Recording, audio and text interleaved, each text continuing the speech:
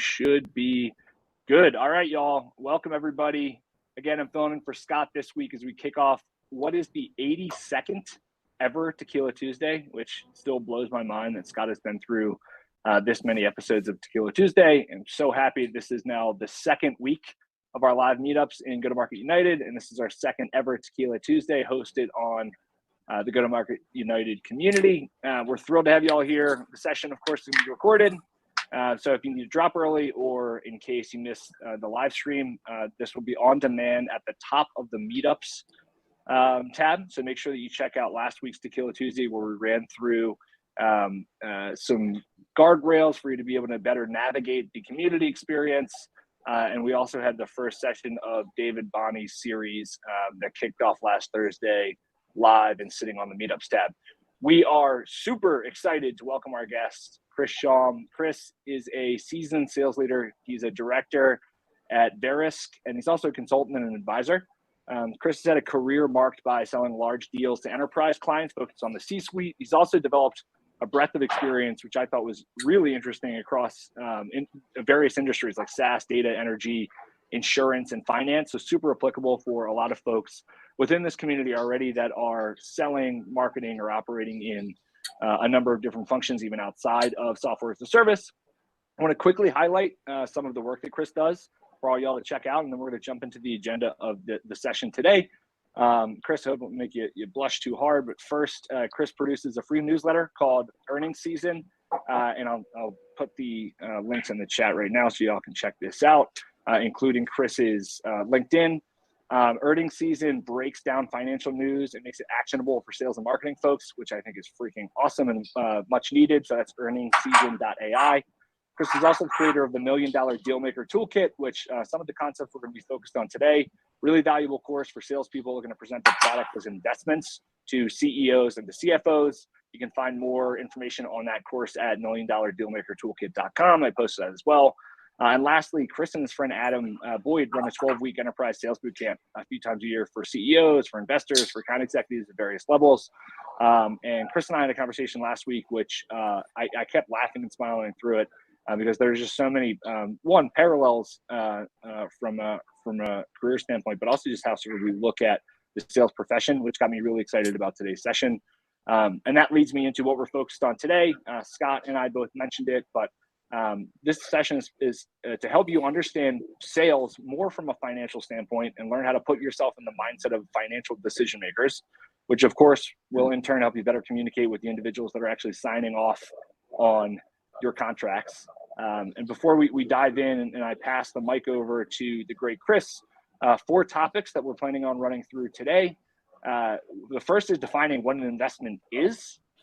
So to lay some sort of foundational work. The second is understanding how to present your existing products as an investment to those important stakeholders that a lot of salespeople get caught up or speak different languages of. The third is financial questions to ask the C-suite so you can actually put some of this stuff into action throughout a sales process. And 4, if we're able to get to it, how to quickly research like a hedge fund analyst, which is super awesome for anybody that has an ICP or has a buyer persona or has somebody within the buying community they're selling to that is focused on the financial aspects of the business. The hope is supposed to be just like a lot of other Tequila Tuesdays, really interactive. So Chris will focus on the first 3 sections. If we can get to the 4th, great, but we'll see how the conversation flows. All right, without further ado, I'm going to pass the mic on to Chris. Chris, it's awesome to have you here with us, man. Like the excitement I had from Friday from our conversation fired me up for today. But also, obviously, feel free to fill any gaps that I might have missed, either in your background or the agenda. Yeah, so first up, guys, thanks for being here. This is going to be incredibly informal, just because I hate PowerPoints. But at the same time, it helps to communicate things via Zoom. And I'm pumped after talking with Ryan and Scott about what you guys are doing and be a part of the community. So a couple of housekeeping items. We're going to kind of run this. I don't know how traditional Tequila Tuesdays work, but I'm going to kind of handle this like I do our normal group coaching sessions. So with that said, as we go through this process, I know we've got it blocked for an hour. Scott mentioned sometimes this goes long, so I told my family I would be back at 5:30 Mountain Time and come out of my cave. And so we've got some flexibility on time there. And I want you guys thinking through this. This is not going to be 90 minutes of gold, right? If you were looking for 90 minutes of change your life material, you were in the wrong fucking place, right? I want you guys thinking through one nugget that you can directly apply to your business. If you can come out of this with one nugget that you can start applying tomorrow, that is a win. If you can come out of with two, you owe me some money. Somehow find a way to pay me, right? But the goal is one nugget. The second housekeeping rule is I want this to be interactive. If people don't call on me, I'm gonna start calling out on people. I'm gonna start calling people out because of the system. I'm just gonna say things like female with the red and gray shawl on. Emma, you gotta ask a question, right? Things like that. And also we're gonna have a little bit of fun here. So in our group coaching sessions with Sales Voltron and things like that, we always have a format, right? And it's this. It is wins, calls for help, and Q&A, right? So we're going to start this off. We're going to open up the community. I want to hear two people say something that they kicked ass at this week, regardless of what we're talking about today. Who has had a win this week that they just want to get off their chest? So raise your hand. I don't know how to unmute people. Ryan, you might want to help with that. Does anybody have anything? All right. Yeah, if you raise your hand, I can select folks to come off. We already got 3 people jumping at the bit. So let's hear it. Should I start taking folks off mute? Great. Yeah, take people off mute and let's hear a couple of good things that happened this week. Amar, what do you got, my friend?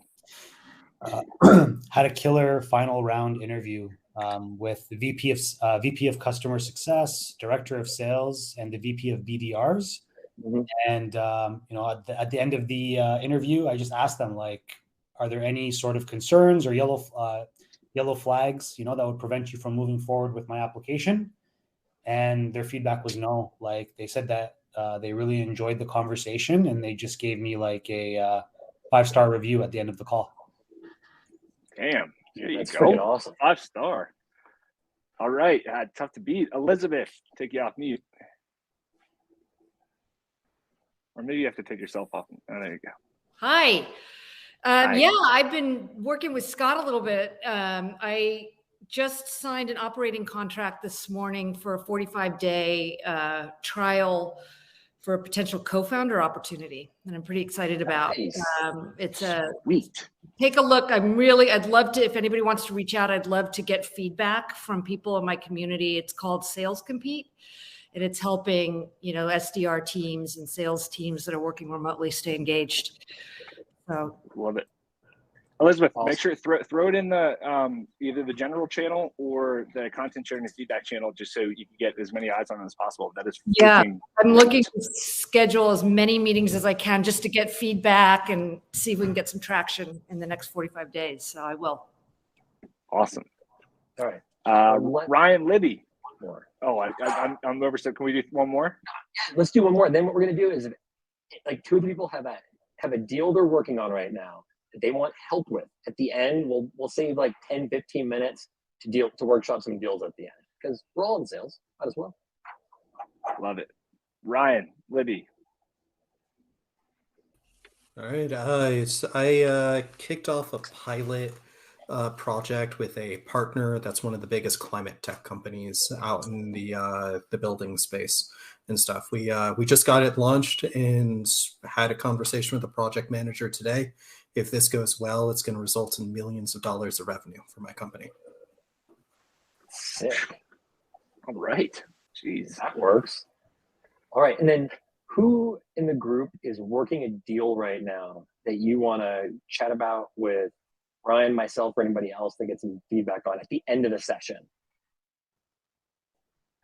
Anybody have a stuck point you want to leave here dealing with? All right. It looks like we've got one here. Might be Matt. We got Matt. All you want him right. to provide some context now, or should we just wait till come back to it at the end, Matt? We'll put a note down. Cool. Anybody else? Appreciate you, Matt. And if you think about things as we go, you can pop up and we can end at the end. So, all right. So without further ado, the 30-second background on me, just for context. I have been in sales and/or sales leadership the better part of 15, 16 years now. I started off my career in Fortune 50 leadership, in a Fortune 50 leadership development program at a little business called State Farm. I was one of 13 people in their executive leadership program. Coming out of college, not really coming out of college, after college, I moved to Indonesia and helped start a surfing tourism company over there. Came back, needed money, and went into the corporate leadership thing. Did that for 3 years, realized that I absolutely freaking hated it, and took my wife's advice and dove into startups. And since then, I've been a part of a handful of them. The first one was a Inc. 500 company called Zebra Imaging here in Austin, Texas. Well, I'm in Denver right now, but down in Austin, Texas, where I broke open the markets for commercial sales, doing tons and tons of deals with everything from video game manufacturer Sega through NASA and big offshore oil and gas companies. From there, I was employee number 12 at an energy startup called BrighterG.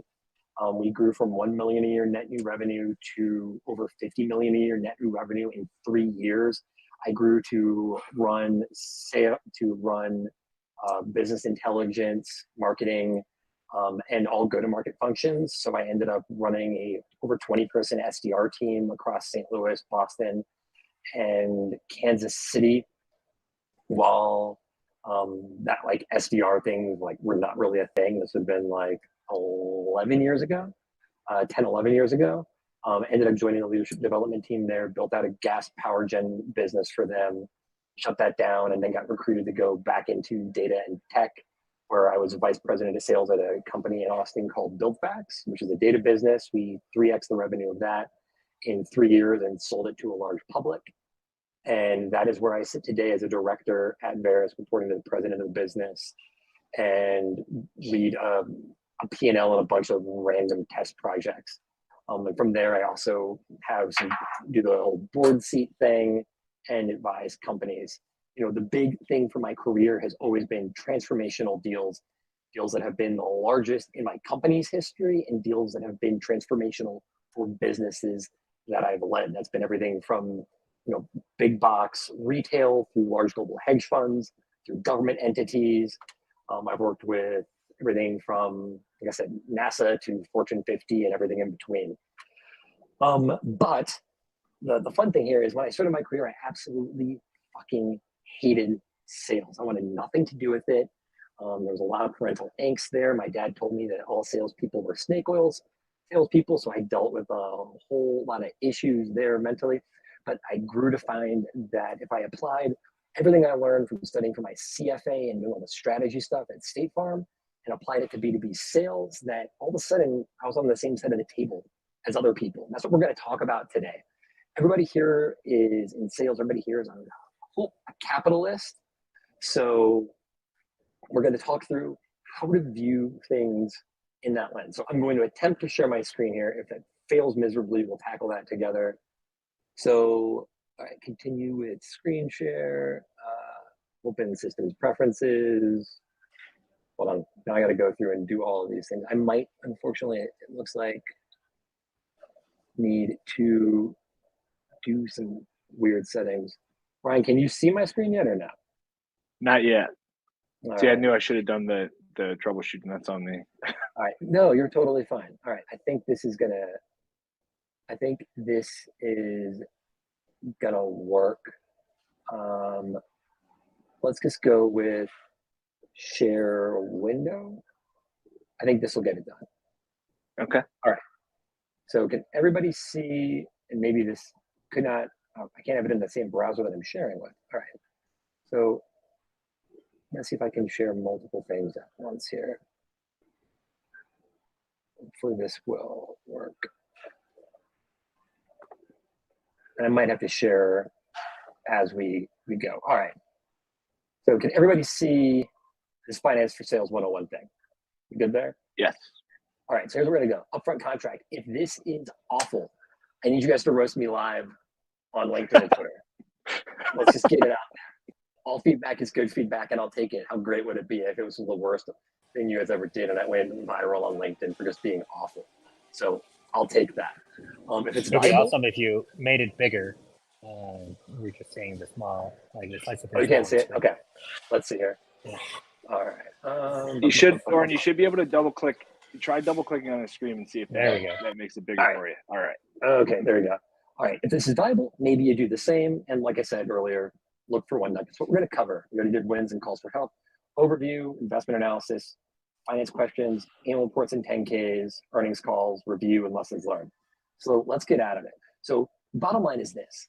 Finance is the language that executives use, right? And you guys can tell I like GIFs. Sorry, I'm 38, but I still think like a 20-year-old.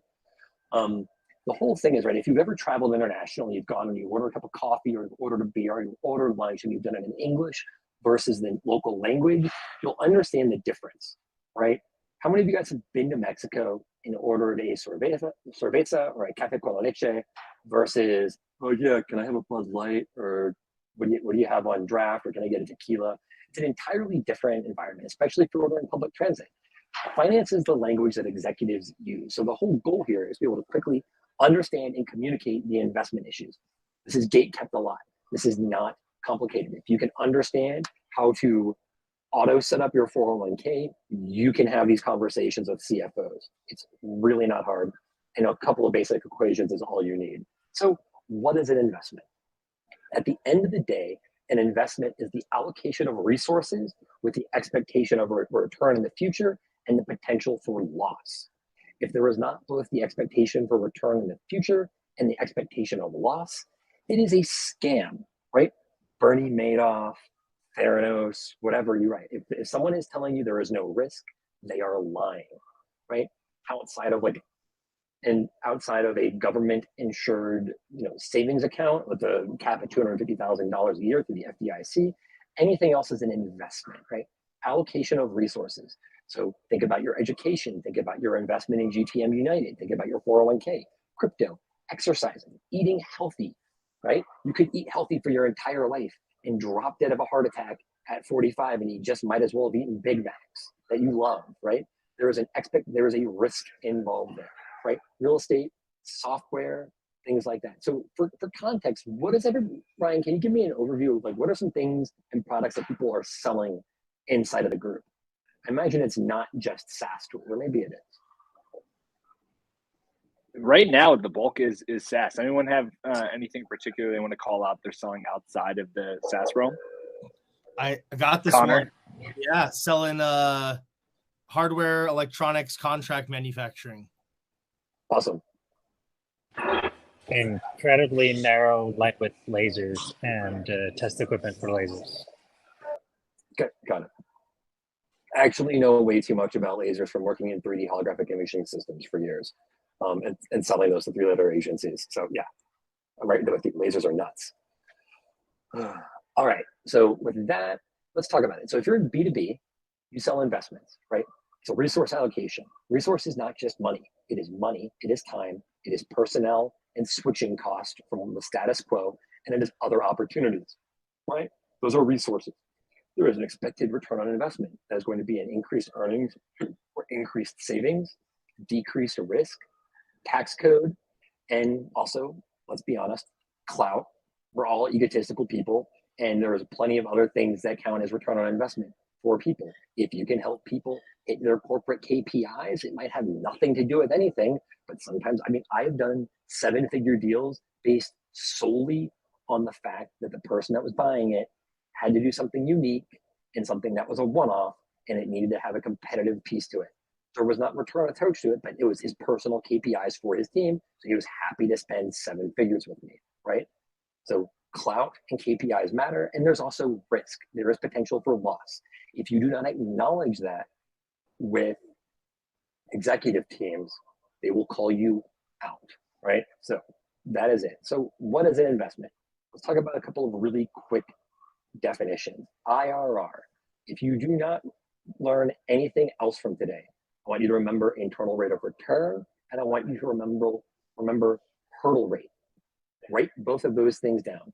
IRR is just the return that you get from an investment. It's based off of cash flow, not just money and things out. It's literally a mathematical equation that is cash out over cash in. It can include money, it can for actual money made, it can include money saved, it can include personnel costs, it can include tax benefits and depreciation. all of those things, right? So IRR. The other thing is hurdle rate, right? Hurdle rate is going to be the amount of money a company can get if they invest in themselves, right? So if you are selling to a Fortune 500, a Fortune 2000 company, they are going to know exactly what their hurdle rate is.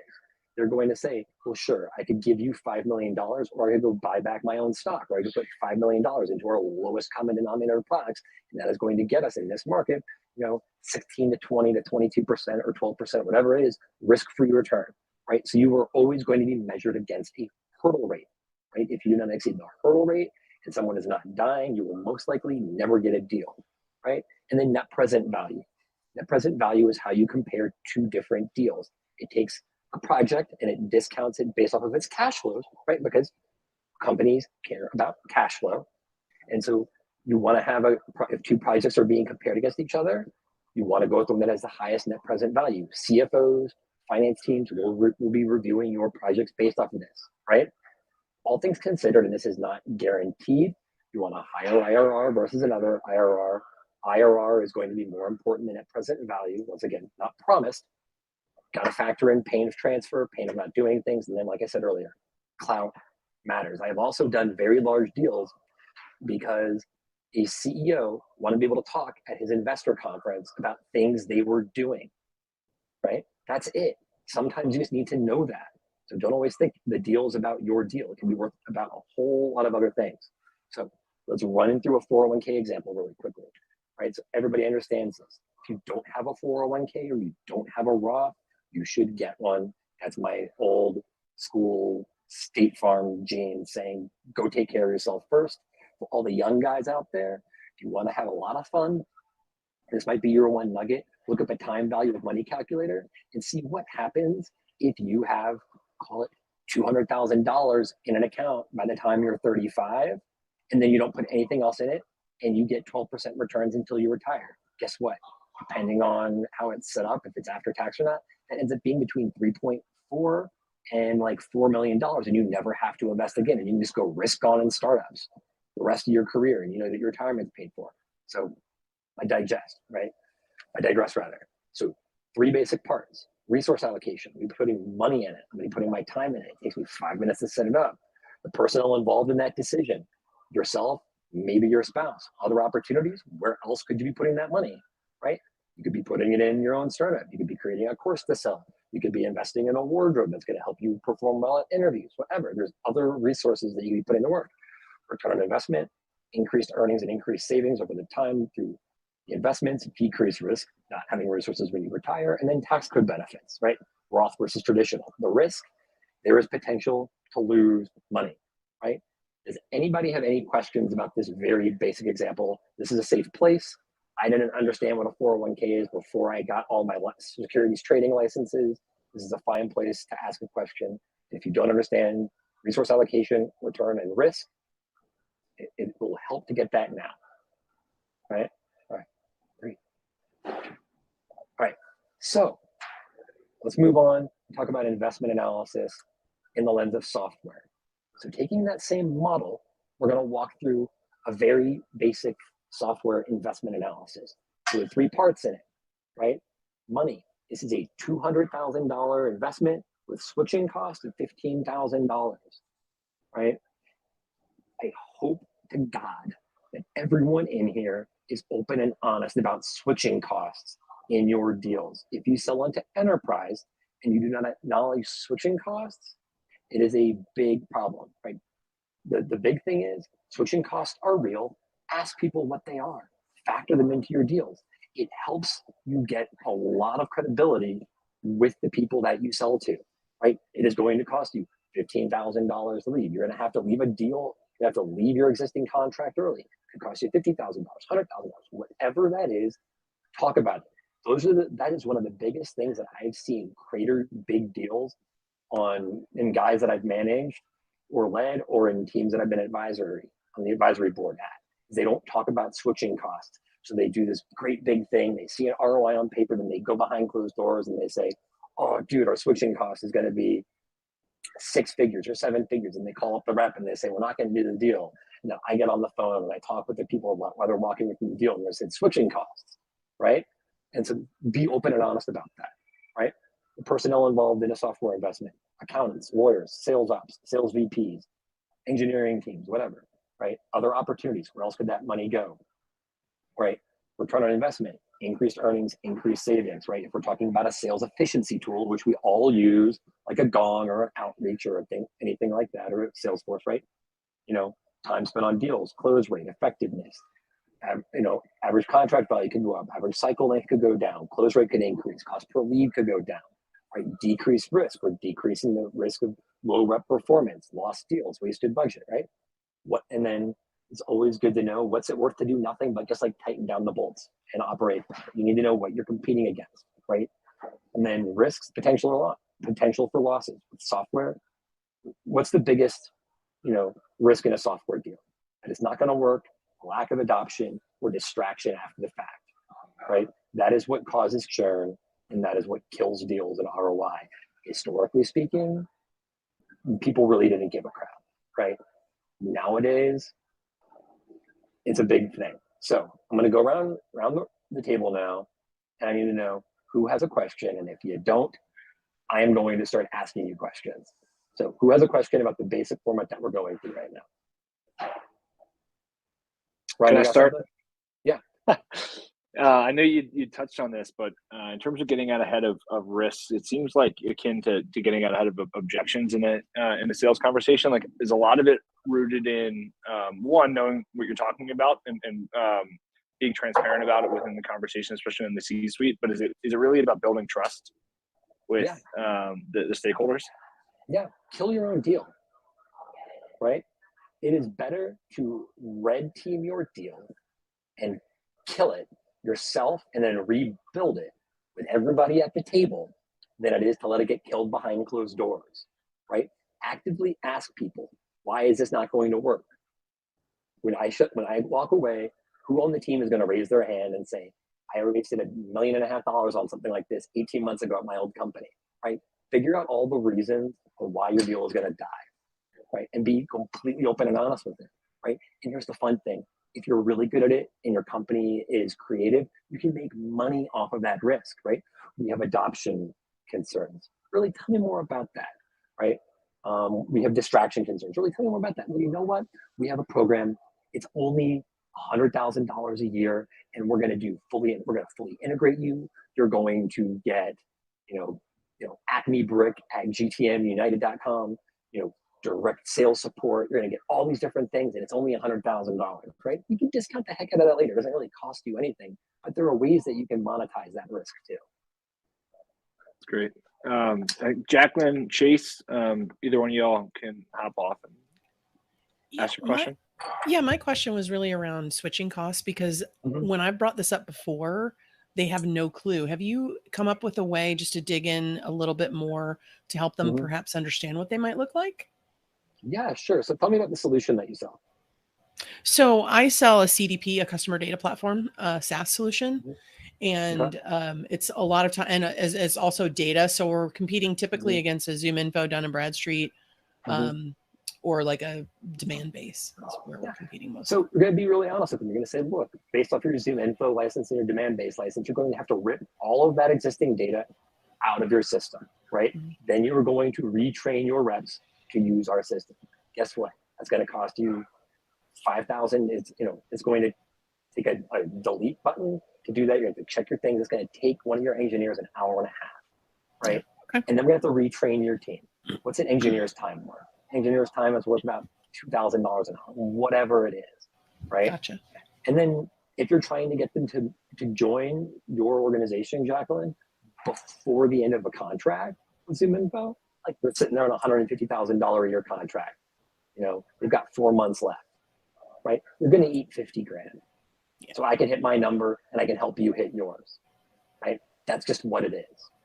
Own that, right? Everybody's like, I want to wait until the end of the contract. Why? No. Put it into the ROI calculator. Look, if you can't make that up, why are you switching to me in the first place? Yeah. Right. Awesome. Thank you. That was helpful.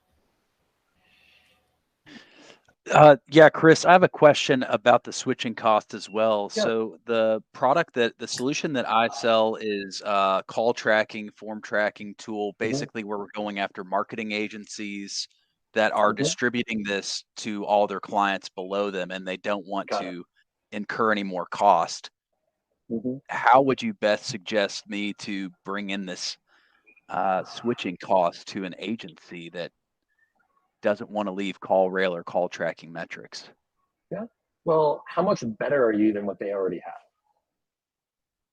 We're a lot better with we can track calls, forms, chats all in one place. All right. So are you saying that you're going to make them more money and help save them more money? Ideally, we would be able to show for them to make more money. Okay. The issue with agencies is that agencies functionally exist for the owners to suck cash out of the business, right? That's just what it is, right? And so you need to acknowledge that, right? Like you are going to have less cash for 60 days coming out of this as you leave this deal. However, very quickly, within 90 days, you're going to start seeing a lot more coming back into your pockets, and you're going to have to suck that up. And if you are so myopically focused that you can't handle 60 days of less cash coming out of your agency, then you're probably not the type of business that I should be working with, right? That's the other thing. Always feel free to fire your customers, right? Everybody says there's nothing worse than a lost deal. There is nothing worse than bad revenue, than shitty customers that are not aligned with your values, that are not aligned with how you're going to monetize working with you. So feel free to go up market, right? And deal with people that are not so cash poor. That is the issue with agencies. And I have friends that own agencies and they have palatial estates in Austin and they crush it, but they love cash more than anything because their businesses don't have a good multiple on them, right? Agencies don't sell well. They only sell at 2 to 3x, revenue, right? So these aren't guys that are gonna be able to sell their business for a ton of money. So they suck everything they can out of it. Thank you. Yeah. Connor is saying 100,000 to 500,000 switching costs from current supplier to us. In rare cases, double that. Connor, what's your cost? What's the cost of your product? And how much are they making working for me? Yeah, absolutely. The cost of our product is their product because it's a service. We do manufacturing. Fair enough. Yeah, so it's usually anywhere from 30 to 100% over the cost of goods. Okay. Per unit, like hundreds of thousands of units. No. How do you compete against that? Oh boy. how much time do you have? No, you compete in every department. Because we're taking a widget from a napkin sketch to a box on a shelf. So it depends where in that long cycle where in multiple spots they could be having issues. Got it. Yeah, so you need to figure out where that is. And just the thing is, right, is just own the switching cost. It's just what it is. And people don't like to talk about it, but it's just there, right? So any other questions before we dive into super scary Excel models? All right, so I'm gonna probably have to redo the screen sharing here and share an Excel model screen with you guys. Gotta make sure I close this proprietary thing from the company I work at. And here we go. All right, so screen share again. And I want to screen share. Not that, not that. No. Okay. We're gonna be a little rogue here. All right. So here is what we were talking about, right? So if you guys sign up tonight, you don't have to buy anything, but if you go to $1,000,000dealmakertoolkit.com, put in your name and email, it will assume that you are from this group. If you sign up with it, if you just put your name and email in there in the next 6 hours, and then I will send this to you via email, right? So here's a super simple example of Chris, I don't know where, am I the only one missing? I don't know if it's up yet. Oh no, I might have missed it. Hold on, let's try this again. Screen share, entire screen. How about now? Can you see it now? Could not start screen sharing. Browser is having trouble accessing your screen. Let's try one more thing. All right, I've got a backup plan if this does not work. Window,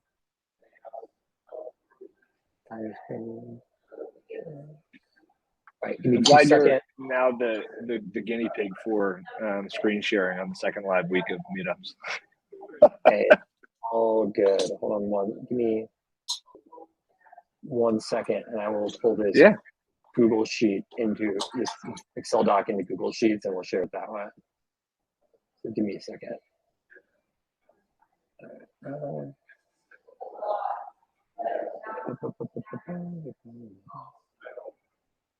All right, let's see file, and then I need to open, and let's computers. Okay. Hold on 1 second. Oh no, that's like upload. Sorry. You should be good in like 30 seconds. I just need to figure out where the heck this file is saved. Downloads, and let's move this to. So just so everybody knows, in the future, you need to have. It's not gonna. It doesn't let you share outside of Chrome on the ThinkJobby, at least on my Mac. It can be different for somebody else. So that's important learnings. Thank you. No. All right, let's see if this works. All right, it worked. So we're gonna try. Let's see if the formula transferred. Did the formulas transfer? The formulas transferred. Okay, we should be perfect then. All right. So screen share. And all right. Let me know if you guys can see this. Can you guys see this tab? Perfecto. All right, good. All right, so finance for sale example, like I said, I will happily send this to you guys. So in that example, I said a $200,000 product price. That is per year, right? You see it in month 1, you see it in month 13, right? It's the annual payment. I've got switching costs of 15%. This discount rate here, guys, this is the hurdle rate. The hurdle rate is the return that a company can get investing in themselves, right? Hiring more salespeople, hiring more marketing people, executing on current projects, buying their own stock, buying corporate paper on the open market. There's all kinds of things, right? And then you go in here and you want to add up all your value adds. Connor said something really important, right?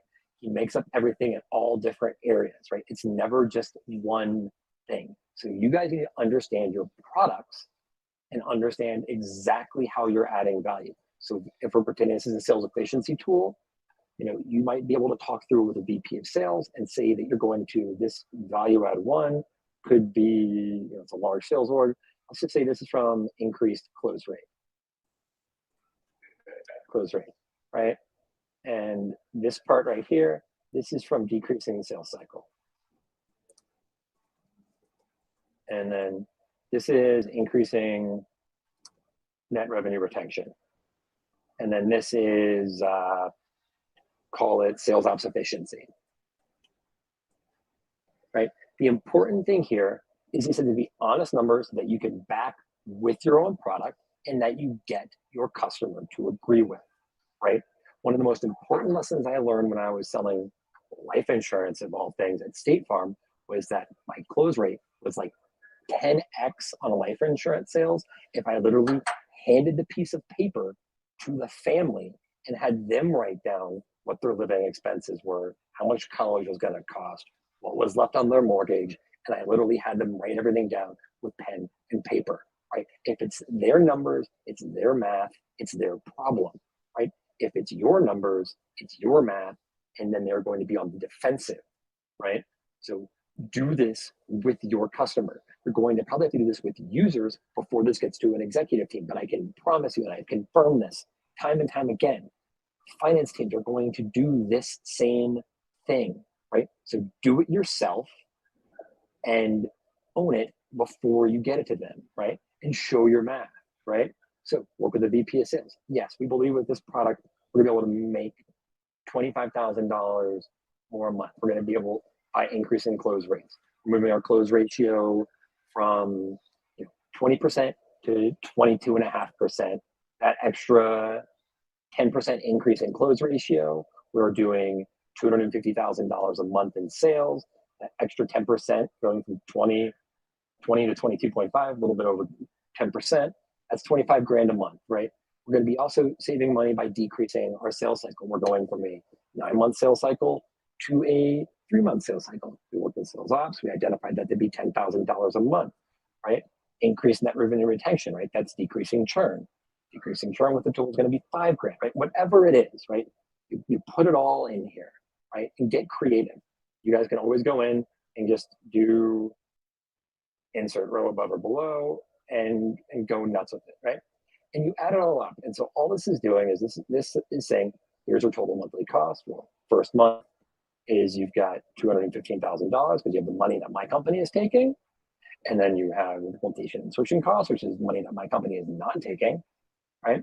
And then you have the total monthly RO, the total monthly value add, which is just all of these things in green added up, right? It's not complicated. And this shows that they are in the red. The deal is a loss for them until month 6, right? And then they very quickly start making money, right? And then guess what? They get up to $277,000, and guess what? Year 2 comes around and they write me another $200,000 check, right? Because it's a 2-year agreement.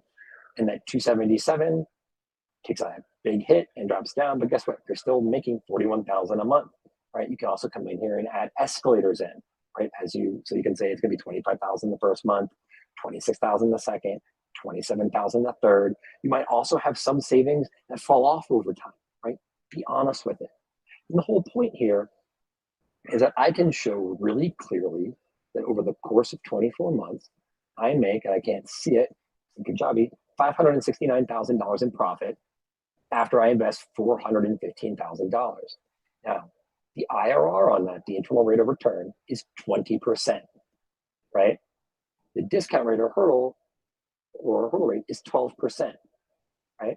And so what you have done is you have functionally taken your product and turned it into an investment, right? And I always go through, and this is not rocket science, right? There are other things you should do, right?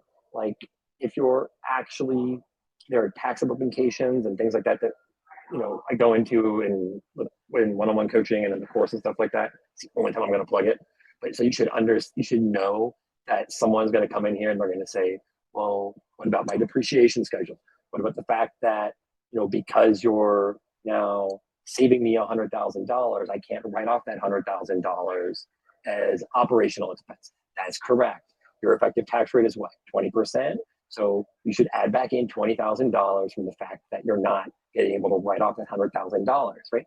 Owning those things is really beneficial, right? The fun thing also, right, is you're dealing with this CFO over the next couple of years, right? And they get all hung up on IRR, which a lot of them are. And your business is doing well and has cash flow sensitivity. Look what happens to this if I take it from $200,000 in month 1 and I break it out into $50,000 a quarter, right? Month 3, negative 50,000. Month 4, because it's a cash flow function, right? Negative 50,000. Month 7, and negative. Oh, sorry. 3, 4, 7, and negative 50,000, right? And then once again, all the way across. This is not the super sexy math stuff, but trust me, this is worth it. All the way across. Negative. Let's take that. Right? 50,000, right? So all you've done, same amount of money for your business, you're just putting it on quarterly payments, right? Look what happens at an IRR. It goes from 20% to 149% just by your business functionally financing it for them, right?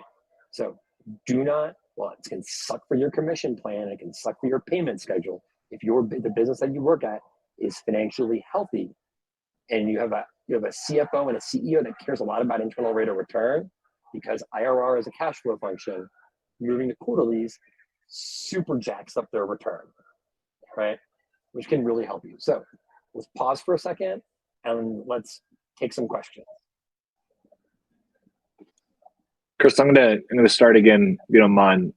I know the answer normally can be it depends, but in terms of the actual distribution of this information, like how you're actually disseminating it to the folks that you need to, do you have any sort of general tips around how to best do that? And I mean that practically, of like screen shares in a conversation with somebody.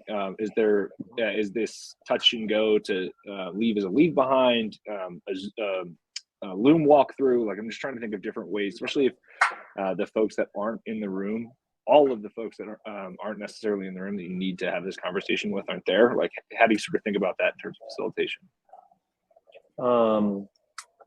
So the way I handle it in terms of facilitation is, one, a screen share, and then two, share it, right? Like, actually share the Excel model, like send it to them in an email, right? I can't tell you how many times, right, when I used to do solar energy deals, I would get entire models back from accounting firms that have been completely edited, or every now and then I would get like some old crusty CFO who would literally print it out and then write all over it with pen. I got one, I thought it was going to be like the biggest bloodbath ever. It was like a 5-page thing he printed out, and then at the end of it he wrote "deal pencils out." I was like, yeah, no kidding. I built the model. I know it works.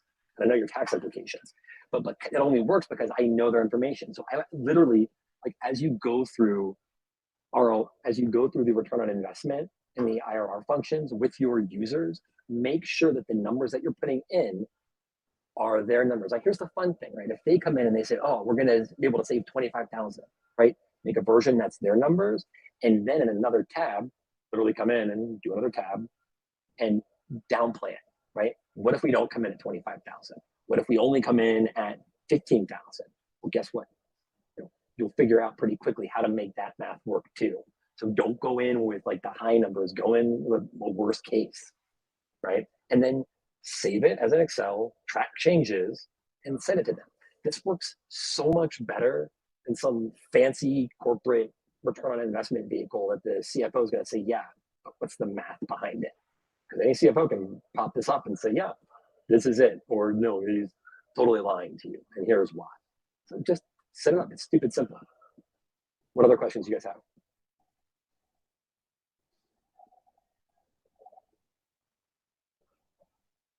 All right, let's see. I'm going to pick on someone. Ori, you were on here super early, so I'm going to call out on you. I've been looking at your nice spring green shirt for a while now. Do you have any questions or any feedback or thoughts? So one of the things that I'm thinking of, so my customers are very often at universities and national laboratories where the math is completely different than in a corporate business. Do you have any experience in applying similar thinking process to that? Because I can always say, well, you keep this for the end of year funding and all kinds of things. If they don't have the money allocated, but they're often on multi-year budget cycles and have like no connection with the money. Yeah. So one is I would ask what math is important to them, right? Like, how do they think through it? And then ask how they present it up to their board and how they're held accountable, right? Held accountable is the phrase in academia and labs and government, right? That's really important. How are you held accountable? And how do you want to be remembered, right? Because it's not so much about return on investment. So it's how are you held accountable to get that money again next year, because it can be use it or lose it. And how do you want to be remembered inside your organization? Do you want to be a change agent? Do you want to be the ball breaker that came in and like tossed everything around and made it better, right? And the other thing, this is kind of an aside with government vehicles specifically and labs and stuff like that, because I used to sell in that world, is if you run into situations where they want to hold until the end of the year, ask them like, well, do you guys have any contract vehicles in place that are expiring this month or this quarter that have use it or lose it dollars that you could assign this to? I have done I did a deal with NASA, that NASA deal I mentioned. I did it during the government shutdown in like 2009 through a construction company that had an insane amount of money sitting in a use it or lose it cycle. And so NASA literally called the construction company up and said, you were going to do business with Chris Schaum and the legal team at Zebra Imaging. We're going to allocate those dollars to that, and then you will pay it, and we will do a pass-through security agreement, right? And they were super happy with it because they weren't going to get that contract renewed because they were going to lose all the money, and it was a use it or lose it with a non-renewal. And that construction company was like, yes, sure, happy to act as your contract vehicle. So contract vehicles and who holds them and when they're expiring can be extremely powerful to accelerate deals. And so you were having that conversation with the buyer at Nissan, not with the end user or their team. Yeah, well, both actually. I was like, they're like, Okay. look, you guys have a mission critical reason to do business with me. Lives are at stake. How do we get this done?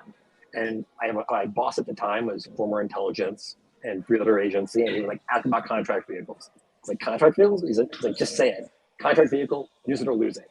Someone will raise their hand and at the executive level, go, let me make a phone call.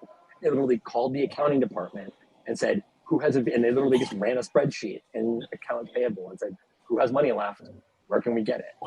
And then it was this big kerfuffle around legally getting, technology that vehicle shouldn't have had through a pass through, but they got it done. We got it done in like 72 hours. Okay. All right. Yeah.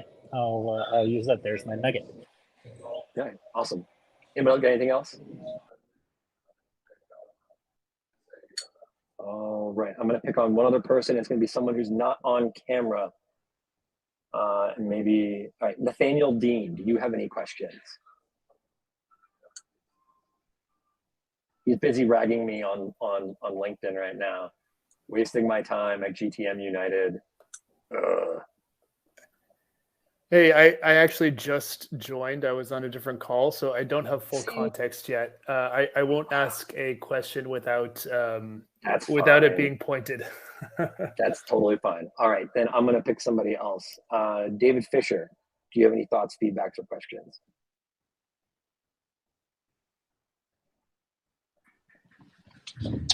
No, this is pretty good.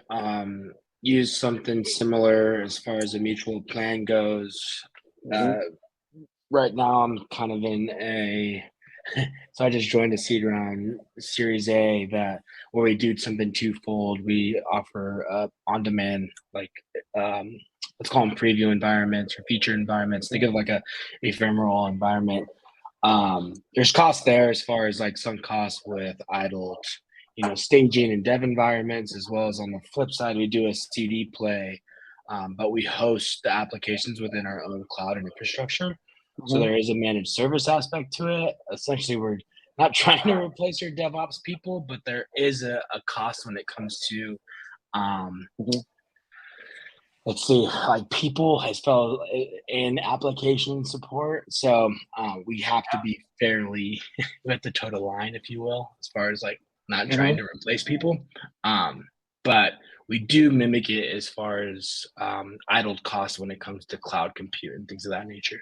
Yeah, that's awesome. And sometimes people don't want to talk about like headcount. It's silly, but it's like, look, it's like, we don't care if it's headcount or not. We're going to give you can reallocate those people to do more effective jobs. Sure, right? Exactly. Yeah, you spin it in a way of how we help complement, budget within that. But yeah, definitely find these useful. And sometimes they're very simple. I also came from like a DevOps background where I was at GitLab, where we were a single application for all things software development. So heavy ROI calculators. But like you said, when we had a web landing page where we had an ROI calculator, and they'd be like, "Well, you don't understand how much we're spending with these with Jenkins or this, that, and the other." So being able to walk through it and just say, hey, help me walk it out. This is what it typically looks like. What's your case? Where, how much cost do you spend in these three areas that we see being the most where our ICP spend? They definitely get in the weeds with you on that. Yeah, and that's the fun thing, right? Because like your marketing department will be like, oh my God, we created the most beautiful ROI calculator. It's gorgeous. It's interactive. And then some CFO will be like, yeah, give me just get a pencil out. This is stupid. Yeah. Right. Very cool. Thanks for the feedback. All right. So we're going to dive back into the stupid, we're going to get out of that. Once again, I had no idea that someone put in the chat, you have to have my email address to connect me on LinkedIn. I did not know that. So thanks for the feedback. That's really good to know. But I just dropped my email that's associated with my LinkedIn profile in there if you want to connect. And so let's go back to screen share and let's go over here. So we went through the software investment piece. So let's go through finance questions, right? Finance questions are like the jam because they help you level up really, really quickly. I'm going to hit these all really, really fast, but these are all really important to figure out how to frame the conversations, right? So how do you evaluate investments, right? It's a lot different from how do you guys decide budget, right? You get people thinking about return on investment. They stop thinking about you as a sunk cost, right? I love to go negative. I'm still a big Sandler fan. I know it's old school. I know there's all kinds of really cool, fancy things that are out there now besides Sandler. You can't go wrong going negative, right? When have you guys regretted an investment decision, right? Oh man, like we burned $15 million to the ground on XYZ ERP implementation. Really, God, who got fired for that? How much did that suck? You have to report to the board, or was that nothing, right? I always ask a couple of questions surrounding what is a lot of money to your organization, because you don't know. I've talked to some companies and they're like, a lot of money is $50,000. Other companies, $2 million is a lot of money. Now it's a little bit different, but ask what's a lot of money, and then ask what a meaningful amount of money is. Yeah, but like what's going to raise eyebrows in your organizations? I hear you say that $500,000 is a lot of money, but what's a meaningful amount? Like when do people start to like want to get consensus on things? Oh, that's 200,000, right? That's 100,000. That's 5 million. Whatever it is, right? Also ask questions surrounding, inside of larger companies, different amounts of money have different sign-off and procurement schedules, right? You could have a deal go straight through without needing any competitive bids at $100,000, but the second you hit $101,000, they need 3 competitive bids, right? You can avoid the entire competitive situation by moving your price from $110,000 to $98,000. But unless you know to ask that question, you will never know, right? Something will have to go to outside counsel if it's over $200,000. We need to bring in an audit committee if it's over $500,000. We need to do X, Y, Z. We need to hire an extra $100,000 and bring in Bain to review this because it's over 2 million. Like, ask those questions, right? What's your hurdle rate, right? What is procurement going to ask to take off just to prove their worth, right? I always ask users this. They're going to come in after the end of the deal. They're going to ask for 11% as their pound of flesh to prove that they're worth existing, right? They're going to ask for 3%. They're going to do nothing. Ask in advance, if for no other reason than to be able to have internal conversations with your leadership team in advance, right? It's better to know than not know. Once again, a lot of these things, 99% of you already know, but just ask, right? What do you consider from a tax standpoint? What's the largest purchase your team has made, right? If you're dealing with a first line manager or a director or a new VP and he's never spent more than 10 grand, he could get really queasy spending $100,000, whereas his boss spends $5 million a year and doesn't think about it, right? Ask that question and understand it. On the government stuff, do you have a use it or lose it budget, right? What amounts of money have contractual triggers? On what list of priorities does money actually sit with this? Some companies are so big that they don't care. Some academic institutions are so big that money doesn't matter, right? Doing the transformative thing that's going to get them all the press, buying the company that's going to increase their market cap, right? All kinds of things go into it. So ask them, how important is money, right? And then let's Chris, hit it. Sorry, I have a quick clarification question. I guess the sort of like practical application to a sales cycle. If you're engaging with an internal stakeholder, say you're talking directly to a VP of sales, and you're asking some of those questions, you're not getting the answers that you're looking for, not because it's not sort of in budget or aligned, but more so that they might not be well equipped to be able to give you the right answers. Yeah. I feel like, I mean, you're always going to, or for the most part, you're going to run into the finance function as sort of the last line of defense to get the deal across the line. So is there a good way that you found to be able to get those folks into the loop and get the answer to those questions without necessarily sort of like diminishing the kicking the ego of the VP of sales that you're selling to? Yeah, so there's 2 ways to handle that. One, you need to acknowledge that I am not going to sign this contract that I'm selling to you, right? Everybody has a team involved.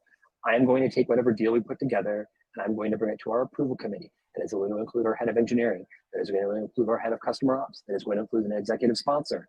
And so I am going to bring to the table that I think we should go into business with you, right? Who on your side is involved in that the same way, right? Because I can't sell to you, right? Then the other thing is you need to acknowledge that all deals have two parts. One is the solution, two is the business terms. They do not exist mutually exclusive, right? So the second you start going through trials and evaluations, you damn well better be passing paper back and forth, and you better be with finance, right? And you want your finance team talking with their finance team, and you integrate that into your work plan. So you don't just multi-thread, and I'm going to bring my CEO on, and he's going to say hi for a second, and so you can talk to the other CEO. You should do that, right? You should definitely do that. But it's a business transaction, right? Solution, paper, and price, right? Get people talking about both, right? And if you shoot through the target, right? If your goal of doing the deal is a contract signed, you've already lost, right? I always ask the question, when do you want us to have our first year review conversation? When are we going to be meeting to talk about our first year of successes, right? That's a lot different conversation than when are you going to sign by, right? Because if you have that conversation, then everything else is just, the signing of the agreement is literally just a step in that process, right? And so you don't diminish anyone. Everybody's got to get involved in the deal. And everybody's got to start pedaling that bike together, or else it's never going to move, especially in big multi-million-dollar deals. And you can disagree with me and tell me and go blast me on Twitter right now. Idiot says, well, I'm definitely going to do that.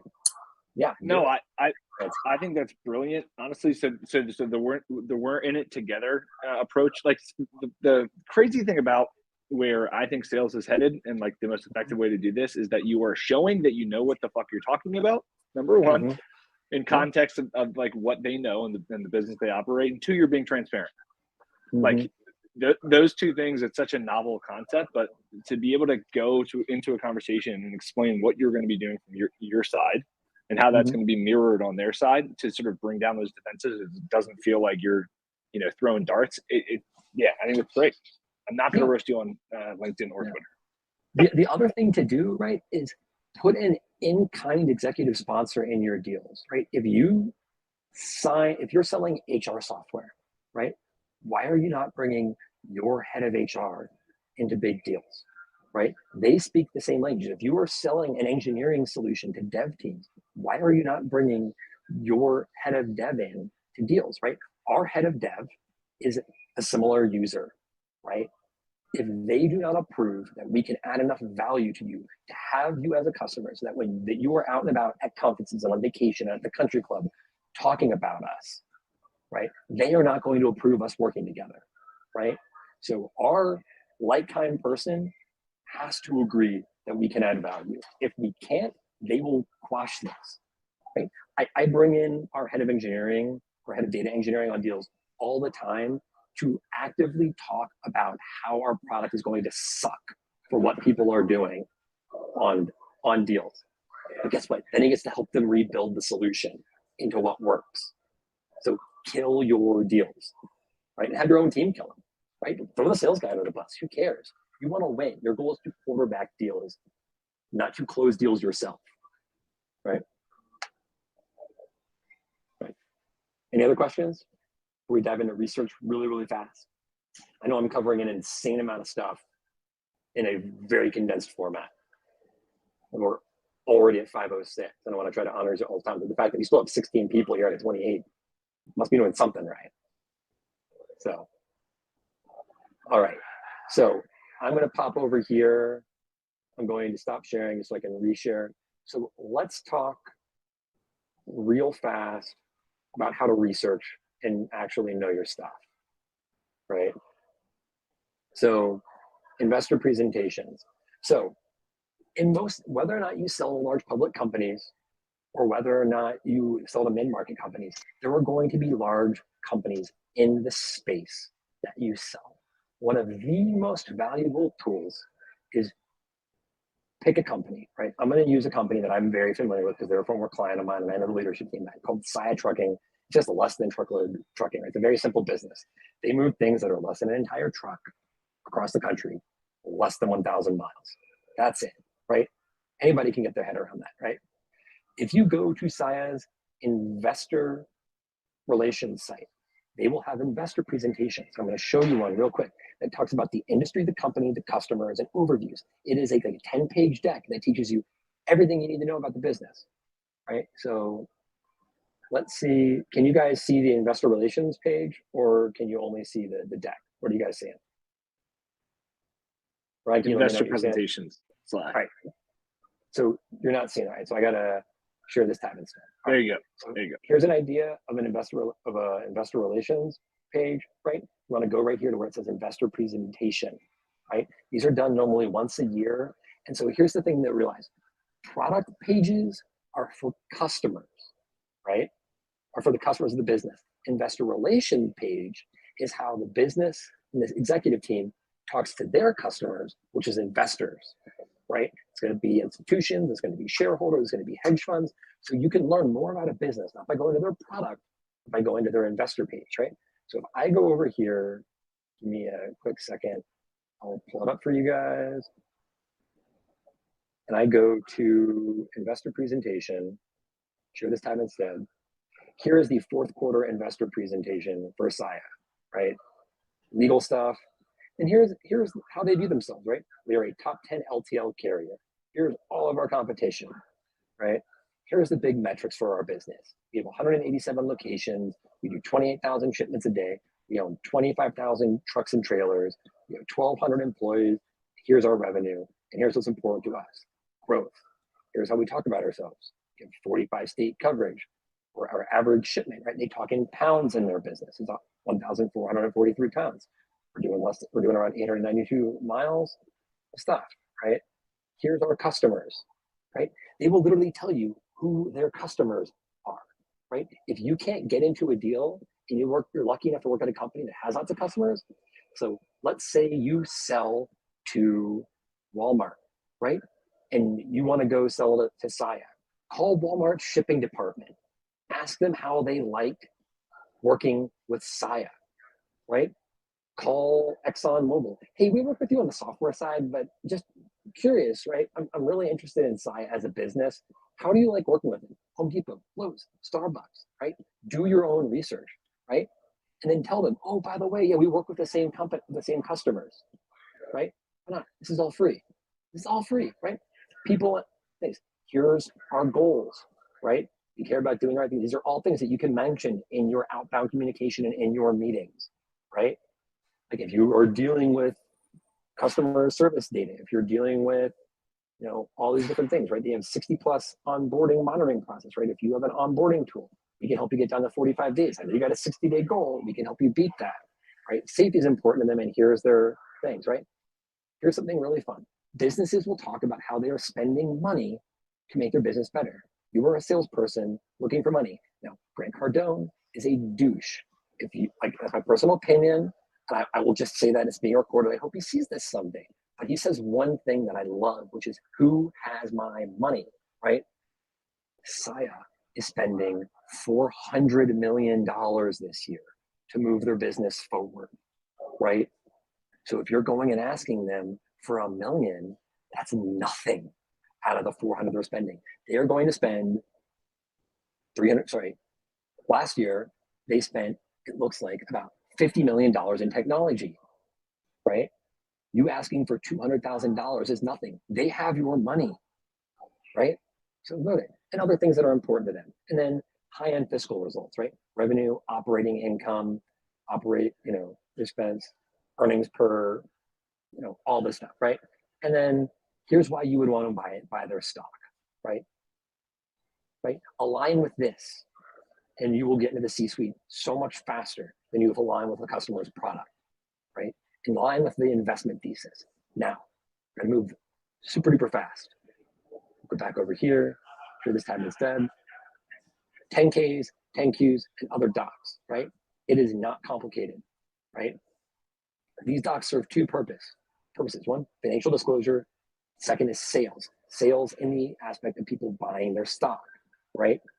Think of it like an investor, right? Item one is the business. It's how they describe themselves, right? It's a more detailed version of what we just looked at. 1A, this is in every 10K for companies that trade in the United States. Risk factors. These are all of the things that can kill a business. If a company doesn't list something in the risk factors and it has a material impact on their business's performance, the directors, that's the C-suite, normally the other executive teams in the board, can be sued personally by the investors. So if you want to go solve problems, look in the risk factors statement, right? They will openly talk about all the things that could kill their business, right? Legal proceedings, you can kind of skip that. Selected financial data, that's the cleaned up, really nice, pretty financials, right? How much revenue we're making, revenue growth. They're not going to talk about all the money they're throwing away on stupid projects, but there's management discussion of it, and then more detailed financial statements. You can get through all of this on a company in 15 to 20 minutes, 30 minutes if you want, and you can completely understand it, right? You guys will get this deck. Like, here's a description of all the different things, how they make money, legal proceedings, stuff like that. We'll get that second. And so here is Saya's annual report to give you an idea. It's nice and pretty at the front, but right here, this is all the details on the story of their business. This is the book of them telling you about their business, about their industry, paragraphs about information about it. So if you get a new vertical, you're selling into something, everything you want to know is in these documents. Once again, if you sell mid-market and not publicly traded companies, go to publicly traded companies and learn about it, right? You can learn about the capital requirements that are higher versus, right? And you can pull up these nuggets of information and use it in your conversations, because this is what matters to these companies, right? Their strategy, right? We're going to focus on operations. We're going to manage price. We're going to increase density and geography, all the different things that are really important to them. This gets into the meat, but if you want to sell really big deals, you need to understand it. Here's their entire human capital plan, right? If you want to get really nuts, way down here in the bottom of an appendix is exactly how the CEO, CFO, COO, and president get paid, down to the penny, based off of stock price and business performance. You should be talking with executives about how they get paid and whether or not your deals can get them an extra couple of $1 million in their bank account, right? You should learn all of these things, right? It's not hard. And then the last thing to cover up all this information is going to be earnings calls, right? Earnings calls take place every quarter for publicly traded businesses. And it's very simple, right? Someone gets on from investor relations and they talk for 30 seconds about a bunch of legal mumbo jumbo, like you hear on a radio ad. Someone, normally the CEO, will give an overview of the business. We'll talk very politely for about 5 minutes on it. We'll give you something to learn, right? Then the CFO will come on and he will give financial commentary on everything. And then at the end is the really fun, important part, where investors in the business get to ask the CEO and COO and CFO questions, right? You can listen to them, or you can go to something like Seeking Alpha and you can get transcripts, and you can come in here and you can hear what everybody's asking. So you can literally scroll down and read it. So let's see here. Our next question is from Tom Wadwitz from UBS, right? Good morning. Want to see if you could offer thoughts on pricing, their pricing strategy. I mean, it seems like there's a lot of debate last year about whether or not it was going to shift. I mean, are you telling me that we're going to be, weaker tonnage, which means we're going to be making less money? And then the CEO has to go on record answering all of these questions. You can find nuggets in these things for every public company that you can send emails about, right? So, for example, I guess looking at this for the first time, right? I think the idea is that if you have inventory reduction, which is a less thing out there with retail customers, maybe it plays out through Q1 and they improve, but it's less clear on whether or not we're going to see some weakness for industrial customers, right? So if you have a solution that deals with supply chain management, hey, I saw you on the earnings call talking about your split between retail customers and industrial customers. I understand with your geographic splits and how you're growing the business through these 187 locations, that could be complicated, right? I've got a couple of thoughts that I've picked up that might be of value to you. Interested in hearing more? There's your email that's going to have a 10x higher return rate from CEOs than anything else. So tons of information in here. We're at 5:16. We're a minute over what I promised. So I apologize. What questions do you guys have about the last 11 minutes of me just blitzkrieging you guys?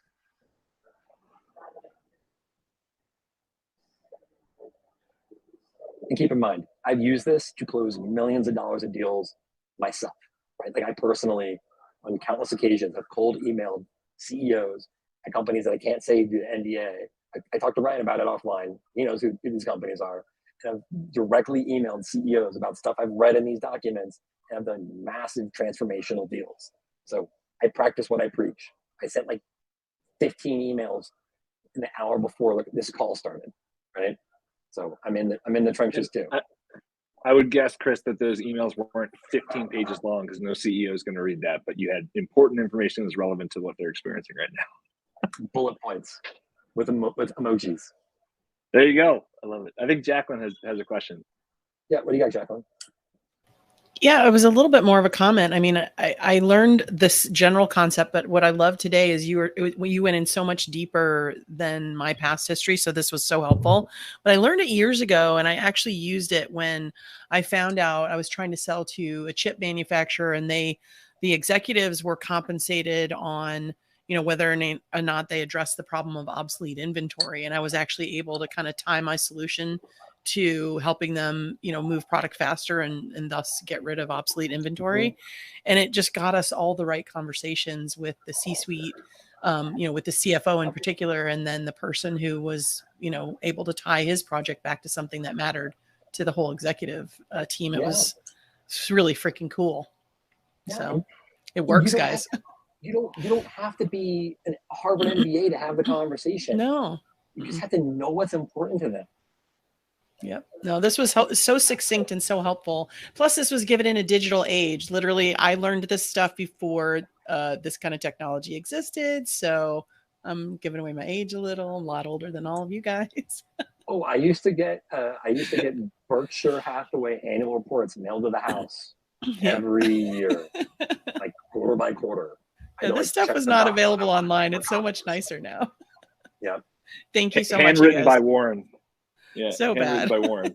Well, Chris, you. I think the other thing that's important about this, and great comment, Jacqueline, is what you mentioned on our call on Friday is like how much easier it is to go top down than bottom up. So if you're finding impactful, relevant, important information that someone in the C-suite has to speak to on an investor relations call, and you know that it's relevant for the quarter that they're in, the year that they're approaching, whatever it is, and you're able to get that in front of somebody at the C-suite level, and they forward you on to somebody that is more in line with somebody that's going to talk practically about your solution and how you can get implemented, that is so much easier of a conversation than having to play telephone all the way up. It is, man. And you know, one of the things you and I talked about, right, and you've seen in your career, I've seen in my career, right, is you're going bottoms up. Someone is literally putting their career and reputation in your hands to carry a deal up, right? Product, like to please, I need to buy this product, right? Versus a CEO or a CFO can just have a hypothesis, right? All you're doing going to the C-suite is, I got a hypothesis. I'm wondering if it's worth someone on your team testing, right? Then when they forward you down, you say, hey, is it wildly inappropriate if I follow up with you every 4 to 6 weeks to kind of give you a heads up on what's happening? I've never been told no, not once. And then you just end up texting with the C-suite. Literally, like I'll never forget, like being at my kids' gymnastics class, watching them tumble and texting with the president of a very large insurance company, negotiating out a deal because he got tired of waiting for his legal team to have it, right? It's not hard, right? At the end of the day, I'm a dude with a laptop and a cell phone, just like you guys. That's it. What else do you guys got? If there's not any other questions, we want to see if Matt can get some love on this deal. Yeah, let's do it. So I got a crying baby in the background. Matt, you want to come off you, give a little contact? Yeah, can you hear me? Yep. Yeah, so I am on the more transactional side of things. But I just had a good meeting with a guy this morning, but I sell to high school athletic directors, and it's kind of a dead time until June. because Yep. just budgets are dead. So I think this is something that's going to move forward. But any tips for kind of staying top of mind? My normal routine for something like this is just kind of feeding some value. No asks between now and early June, when there'll be some more movement, but just like, hey, saw this article or podcast or something like that. Any other tips to kind of? Yeah. So why? The first question is why June? Budget switch on July 1. Budget switch on July 1, right? So a couple of things. One, I don't do transactional sales. Like, there's a guy in your community named Scott Leese, who is like the godfather of transactional sales. He wrote a really good book called Addicted to the Process. I highly recommend it. Read it multiple times, definitely. Yeah, so like, I'm not a transactional guy.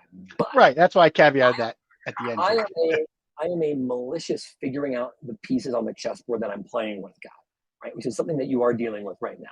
And I would ask, look, if budgets cross over on July 1, what is everything that needs to happen between where we are today and what needs to get signed on July 1, right?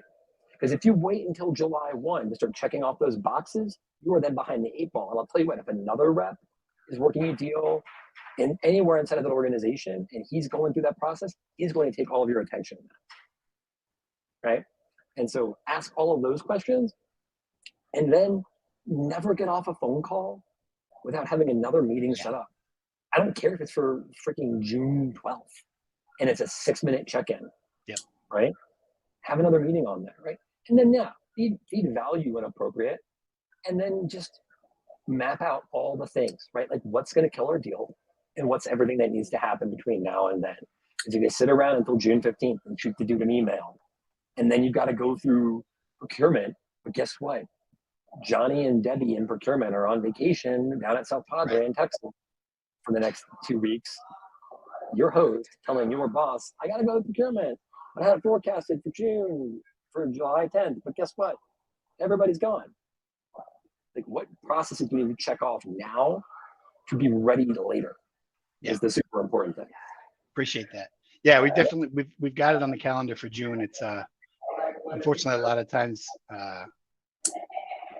ADs are the people that get handed this task, but then ultimately aren't decision makers. So it can be a little. I got there, but this is good. This is helpful. I appreciate it. Yeah. All right, Chris, this was fantastic, man. To echo Jacqueline's point, to get all of this information synthesized in such a short amount of time was amazing. Y'all check out the links for Chris. Chris, I have a feeling it's not going to be the last time that you're going to be swinging by and getting in the mix. So seriously, thank you so much. And the recording will be available for everybody on the Meetups tab. Best place besides LinkedIn, is that the best place to find you, Chris? Yep, LinkedIn's the best for sure. Beautiful. All right, y'all. Thank you so much. Greatly appreciate it. We'll see everybody on Thursday. All right, y'all.